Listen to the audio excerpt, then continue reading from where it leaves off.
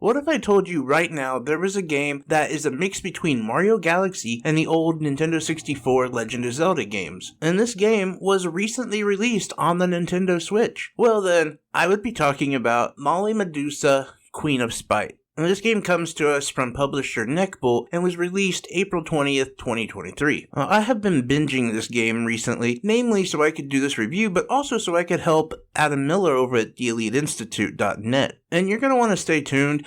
Towards the end of this video, we're going to talk about why I actually am stepping in to help him write this review. Before we get into any of this, though, I do want to remind you guys to please hit that like and subscribe button. It means the world to me. We are so close to 1,000 at this point, which I didn't think was possible, but we're almost there. And I think it's amazing that I have this community. Each and every one of you guys are just amazing people and really, really get me through every single day, including recording through this flu, which we're getting past it. We're working through it. We're good. So thank you guys. Just one other little caveat before we fully get into this review. If I mispronounce a name, I don't mean to. I'm just uncultured and an idiot. In Molly Medusa, you play as an apprentice to the legendary sculptor Master Pygmalion, which some of you might remember from the play, where it's based on Greek mythology, where he's essentially almost a demigod. He's a fantastic sculptor. The thing is he never really feels like he's as good as he could be, and so he's constantly trying to just make sculptures. His whole thing is to bring stone to life. He works painstakingly for decades trying to create this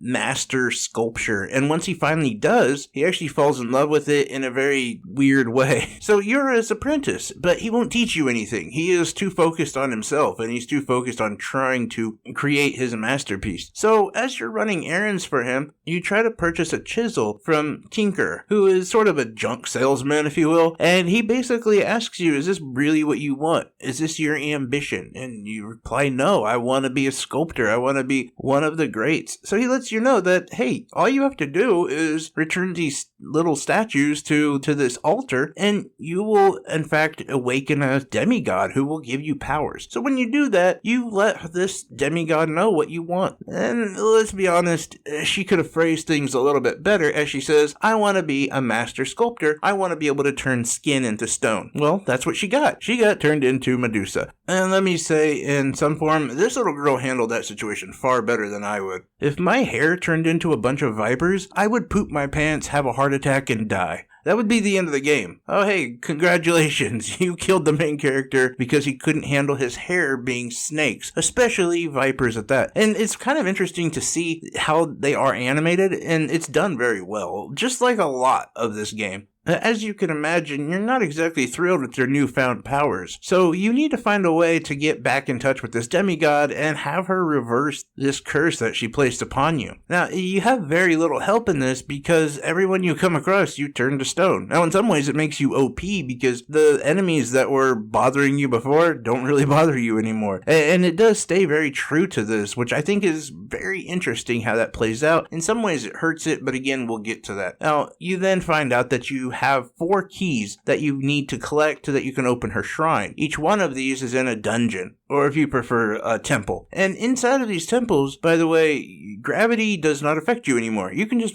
basically walk up walls. The whole puzzle mechanic has an MC Etcher twist to it. And honestly, that had to take a lot of work. I was looking into an interview I saw with the creators of Baldo, and they basically stated that they felt like The Legend of Zelda didn't really do a lot of dungeons anymore just because of how much work it was to create them. I can't imagine taking that work and then timesing it by 4. And that's essentially what this game does, as many of these puzzles actually require you to use at least 2 of your newfound spaces, whether it be walking on the ceiling or the side. Or to me, it really added this new mechanic to a tried and true system that I'm not going to say was too traditional, but let's be honest, we've gotten used to figuring out a lot of these same puzzles as they repeat themselves in just different forms, but this added another depth to it, which I thought was really interesting. Now, and most of them are actually pretty good. I have to say that I was impressed by the level of detail, not only in the actual puzzles, where many of them correlate to the monster or the mythology of that specific temple, but also in the pathways in general, as when you finally unlock everything, it just fits perfectly. And in each temple, you're then catapulted to fighting a final boss, and a majority of these are not great, honestly, because one thing that this game does lack is combat.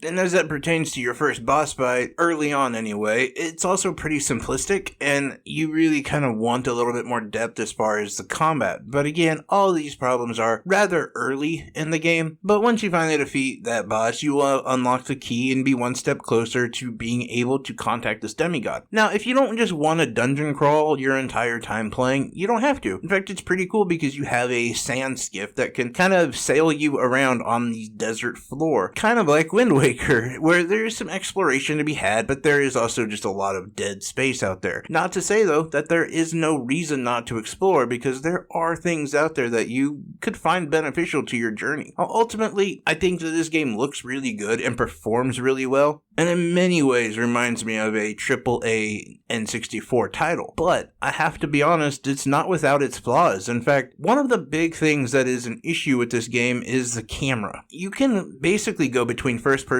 and a free camera, but you can't lock the free camera. And doing this, by the way, is just flicking the right stick up or down. And even if you prefer to have that free camera, you can flick it down, and for a little while it'll stay free, and you can kind of control the camera in a little bit of a third person view. But that's only until you get out of the stage, or until the camera is actually imposed by another aspect of the stage or the environment. And it gets really annoying trying to go back and forth between camera angles. It's one of my biggest issues with, well, the 64 Zelda games, and even like Skyward Sword. I was incredibly happy with the remake of Skyward Sword because I actually got to just use a free camera system, and I feel like this game definitely needs that. Some sort of lock. You know, you turn it to the free camera mode and just leave it there. I don't have to worry about going back and forth. Yes, if I use like the grappling hook or something like that, of course the camera is going to change, but when I'm just out exploring and when I'm trying to figure out puzzles, don't switch this thing up on me. It's one more thing I gotta be worried about. And honestly, this is also another reason why Adam Miller couldn't actually do the review, because the camera basically gave him motion sickness accompanied with a nice healthy headache that really had him kind of messed up for the entire evening. I'm not trying to laugh at him. Like, I feel bad for him.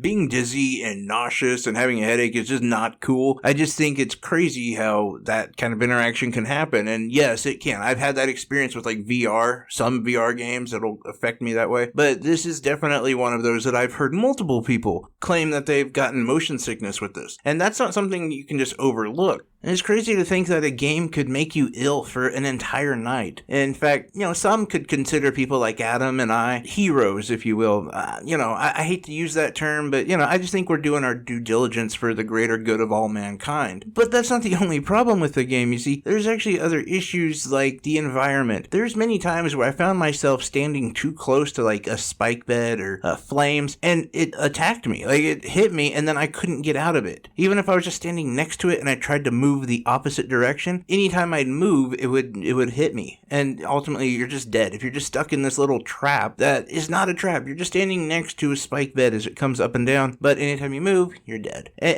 it's things like this, that these small imperfections that really get magnified when you look at the cost of this game, is even if it was perfect, and even if the camera did work, the other big issue I have, honestly, with it is it's $40. Yes, it is very much like a AAA N64 title. To be honest, an N64 title, AAA or not, releasing in 2023, for me, it's just too expensive at $39. Honestly, even if you had a Zelda re-release from this era, I don't think I would pay $39 for it. In fact, I was talking about Skyward Sword. Yes, we got like the Wii U version, I believe, but even that, it was $50 brand new. That's, that's Legend of Zelda, and it's reworked. They optimized it for the Nintendo Switch and did some other stuff for it, changed the controls up. And again, Legend of Zelda, kind of a huge difference between, Molly Medusa. And I just think they should have really changed that price point. In fact, to be honest, when I looked at it, I was shocked. I was like, oh my God, this game was $40? It's good. It's fantastic for what it is, but for what it is not a $40 game. And for me, when you get past that like $29.99 range, as an indie game, you really open yourself up for a lot of criticism. For instance, the lack of NPCs. And yes, I get it. She turns all the people into stone, so it's hard to have many interactions, but that also, that's also just a good way of copying out of writing extra dialogue, honestly, when you think about it. It's also a good way of avoiding bringing in extra characters or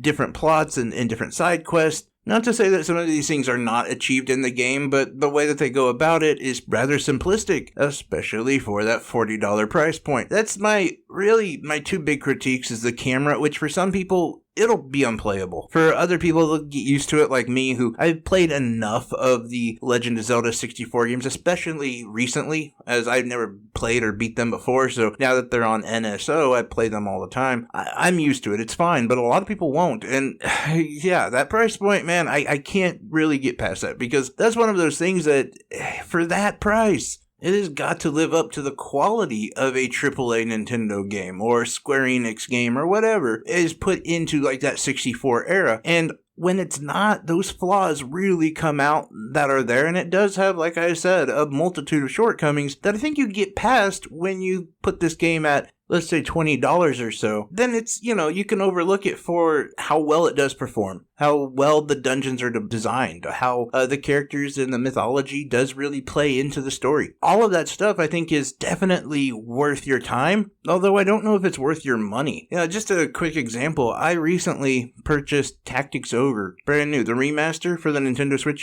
for $30. This game from Square Enix, remastered, redone, has won tons of awards. People have loved it. It was $10 cheaper than this game. And, brand new physical copy, by the way, is where this is digital. And I don't know, I'm just saying, like, you could take that same money and pretty much get an NSO subscription, and you'd have a whole world of 64 games that are now available to you. And I'm not even going to talk about the fact that also opens up Game Boy Advance and some of that other stuff. I'm not here to sell you on NSO, but what I am trying to do is just convey the difference between a 64 era game being $40 and what you can get with your money at $40. And I will say, though, this game does have some other really nice things about it, like the music, the environments, and stuff like that I think are just really great. But it bothers me when I think the two biggest flaws are things that are going to hold people back from playing this game. The camera and the value. If you can't play it because it makes you ill, well, that's a definite big problem. And then if you just see that $40 price point, I think a lot of people are going to say, no, I'm not going to play that. That's too expensive. But what bothers me is this game deserves to be played. There is a lot of really good stuff to this game, and you can tell that the developers put a lot of time into it. A lot of time. But yeah, it's just going to go to the wayside, and that, for me, I think really kind of stinks. And I'm sure that they're going to put it on a sale at some point, and that's where I would have this game sitting as is in my wish list. And once it gets to like that $20 range, which is still pretty high if you ask me, for a lot of people, but it's worth it. I think at that point is definitely worth it. But that is my thoughts on Molly Medusa, Queen of Spite. Now, if I was going to give this game a letter grade, I don't do that, I do number grades. If I was going to do that, I would give this game, as it stands right now, about a 5 out of 10. Just those aspects of it not being playable and the value, they're just hard to overcome. Now, I'm curious what you guys think about it. Is this a game you're interested in? Is this something you've been watching? Am I wrong? Is it definitely worth the $40 price point? I don't know. Anything and everything down below, I would definitely appreciate your thoughts. In some ways, I wish I could release unedited versions of the audio, because some of this stuff is really hilarious. Like, going through this, like, my voice slowly losing power and then, like, starting back up again. Or just the mistakes I've made. It'd be pretty funny to listen to a lot of it. And then also my reactions as I'm angry at myself. But anyway, guys, I won't take up any more of your time. I appreciate each and every one of you. Take care. Bye-bye.